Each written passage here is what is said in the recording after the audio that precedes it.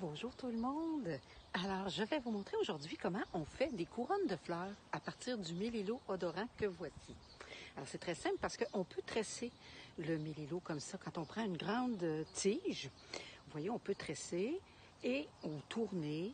Donc, ça fait vraiment... puis c'est très odorant, donc c'est pas pour rien que ça s'appelle le mélilo odorant. Et ce qui est intéressant, c'est que vous allez pouvoir, vous voyez, simplement le casser comme ça sans qu'il casse. Et donc, ça fait vraiment une couronne. On peut la faire plus grande pour mettre sur une porte ou on l'ajuste selon notre grandeur de tête. Donc, vous voyez, ici, ensuite, je continue. On twist autour. Et ça tient vraiment.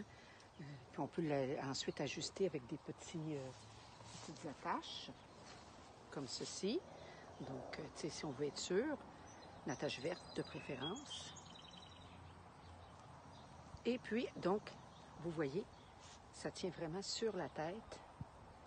Bon, celle-ci est un petit peu grande, je vais la rapetisser. Donc, ça vous donne une bonne idée. Et ce qui est intéressant, c'est que vous pouvez par la suite ajouter d'autres fleurs selon ce que vous avez de disponible. Alors, par exemple, ici, j'ai cueilli des eupatoires. Alors, vous voyez, ça fait très beau. Donc, on les glisse dedans et ça garnit encore plus notre couronne. On la coince là, comme ça entre deux. Voilà, comme ça. Vous pouvez garnir selon votre imagination. Écoutez, on peut en faire de type pour homme avec des espèces d'herbes qui sont comme des plumes, qui ressemblent à des plumes. Ça fait très, très beau pour un homme. Donc, vous voyez, je l'ai ajusté. Alors voilà, ça fait une magnifique couronne, comme par exemple pour aujourd'hui, pour célébrer la Masse. Je suis en train de préparer justement des couronnes pour un petit rituel que nous allons faire. Alors, vous voyez, à vous maintenant de pouvoir vous en faire. Le mélilo pousse actuellement un peu partout dans les champs à travers tous les champs du Québec.